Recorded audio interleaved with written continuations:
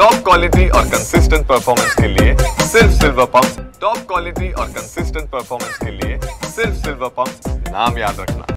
मुंबईमध्ये पावसाला सुरुवात झालेली आहे। आता मी आहे बाणगंगा परिसरामध्ये। बाणगंगा हा मुंबईतील प्रसिद्ध असा तलाव आहे। या ठिकाणी मोठ्या प्रमाणात धार्मिक विधी केले जातात आणि याच तलावाची संरक्षण भिंत मुसळधार पावसामुळे हे खचल्याचं आपल्याला पाहायला मिळते। बघू शकतो की या ठिकाणी ही मुंबई महानगरपालिकेच्या माध्यमातून बॅरिकेड लावण्यात आलेले आहेत। या तलावाची संरक्षण भिंत ही पावसामुळे कोसळली। सुदैवाने यात कुठलीही दुर्घटना घडली नाही, कोणाला जखम झाली नाही किंवा इजा झाली नाही। मात्र बघू शकतो की हे संरक्षण भिंतीसोबत रोडाचा सुद्धा काही भाग खचलेला आहेत आणि महापालिकेच्या माध्यमातून या ठिकाणी बॅरिकेड्स लावण्यात आलेले आहेत। मात्र हा रोड अजून खचू शकतो असं नागरिकांचं म्हणणं आहे।